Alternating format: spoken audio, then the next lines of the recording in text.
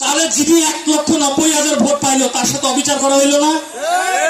এখন তাদের যে আমির তিনিও তো তার সিলেটের আসনে পাশ করবেন না, তাদের যে নায়েবে আমির তিনিও তার কুমিল্লার দাউদকান্দির আসনে পাশ করবেন না। তারা কি বলে পিয়ার হলে নাকি অর্থনৈতিক বাণিজ্যটা বন্ধ হবে। তারা কিন্তু বলে না আচ্ছা পিয়ারে যদি ভোট হয় 10% ভোট পাইলে 30টা আসন পাবে, এমপি কারা হবে? তারা নাকি লিস্ট দিয়ে দিবে। আরে এই লিস্ট তো যারা পাস করতে পারবেন না তাদের দিবেন আপনারা, কিন্তু যারা 1,90,000 ভোট পেল পেয়ে নির্বাচিত হলো, আপনারা যাকে ভোট দিয়ে নির্বাচিত করলেন তাদের কথা তো কিছু বললেন না। এই সকল বাটপারি বাদ দিতে হবে। আপনাদের ভোট আপনারা বুঝে নেবেন এবং যদি কেউ পিয়ারের কথা বলে তাকে আপনারা প্রতিহত করবেন। বক্তব্য বেশি বাড়াবো না, সময় খুব স্বল্পতা।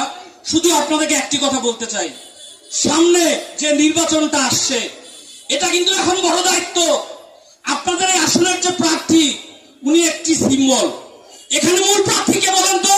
দেশনেত্রী বেগম খালেদা জিয়া, দেশ নায়ক জনাব তারেক রহমান, তাদেরই প্রার্থী আপনাদের প্রিয় নেতা। আপনাদের প্রত্যেকের দায়িত্ব আজকে থেকে আপনারা প্রত্যেকে একজন ফরহাদ হোসেন আজাদ, প্রত্যেককে দায়িত্ব নিতে হবে।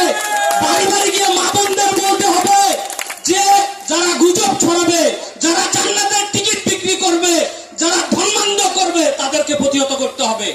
আপনারা আপনাদের রাজনীতি করবেন, আমরা আমাদের রাজনীতি করব। দয়া করে ধর্মকে বিক্রি করবেন না।